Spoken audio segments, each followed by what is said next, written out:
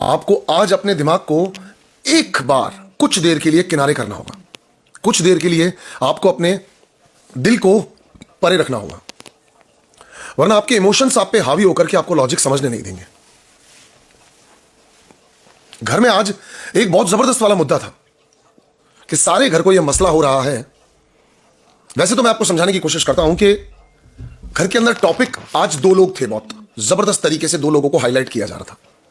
चाहत solo, right, and Vivian, और कितना खोलो, कितना और खोगे तुम, राइट।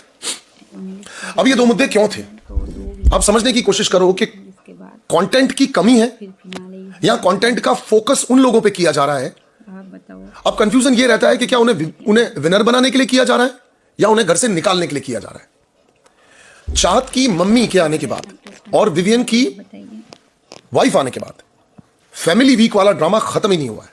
आप समझिएगा, कोई ना समझदार आदमी भी इस बात को समझेगा कि मेकर्स के पास आने वाले बीत गए 7 दिनों का कंटेंट प्रिपेयर था।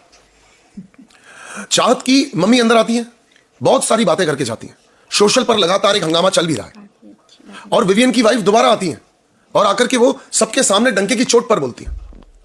फिर वीकेंड का वॉर पर काम्या पंजाबी आती है। काम्या पंजाबी के आने के बाद आज भी पूरा का पूरा कंटेंट विवियन के इर्द गिर्द घूम रहा होता है। अब देखिए, आप इसे मेकर्स की चाल माने, आप माने कि शायद मेकर्स गेम कर रहे होंगे, मेकर्स विवियन को उड़ाना चाहते होंगे, मेकर्स विवियन को उठाना चाहते होंगे, मेकर्स विवियन को गिराना चाहते होंगे। आपको जो मानना है आप मानिए, पर आप मेरे पर्सपेक्टिव को प्रॉपर्ली समझिएगा, उसके बाद मैं आपके ऊपर छोड़ दूंगा, क्योंकि अभी आप शो देखकर आ चुके हैं। आपका दिल दिमाग आपको कुछ तो कह ही रहा है। मेरी भी बात को सुनिए, समझिए, फिर आप तय कीजिए कि पिछले 7 दिन से एक ड्रामा हमारे सामने क्रिएट किया हुआ है पूरे तरीके से। विवियन की वाइफ आती है और आकर के पूरी चीजों को एक्सप्लेन करने की कोशिश करती हैं।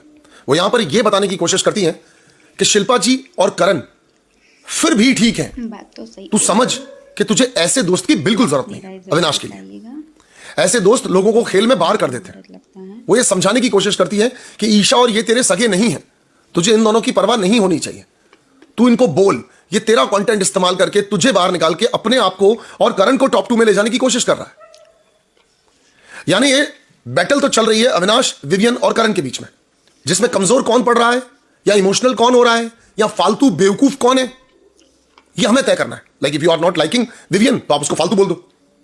घर में फालतू पड़ा है, कोई काम का नहीं है। लाइक जैसे कि कहा आज श्रुतिका ने कि जोकर है, कठपुतली की तरह तुझे बनाया जा रहा है, तुझे जोकर समझा जा रहा है, तुझे इस्तेमाल किया जा रहा है। उनकी वाइफ भी बोल कर दी।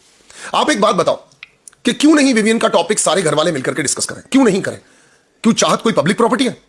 चाहत कोई नगर निगम जो हमारे यहाँ लोकल में यूज होता है काउंसिल में, वो नगर निगम का कोई प्रोडक्ट है जिसको लोग कह रहे हैं कि यार ये चीज यहां पर नहीं बननी चाहिए थी? कोई स्ट्रीट लाइट का खंबा है कि मेरे घर के सामने नहीं लग सकता, लग गया तो फिर मैं इसके बारे में कुछ भी बोलूंगा या कुछ भी करूंगा? तो अगर विवियन और चाहत को हाईलाइट किया जा रहा है या उनके ऊपर तोहमतें, इल्जाम लगाने के लिए एक प्लान चल रहा है, व्हाटएवर इट इज, आप देख सकते हैं, राइट। अभी तक मैंने बात शुरू ही नहीं की है जिस बारे में मैं आपसे बात करना चाहता हूं। आपको मैं सिर्फ अभी चीजें समझाने की कोशिश कर रहा हूं, तो टॉपिक तो घर में चलेगा। अब नौरन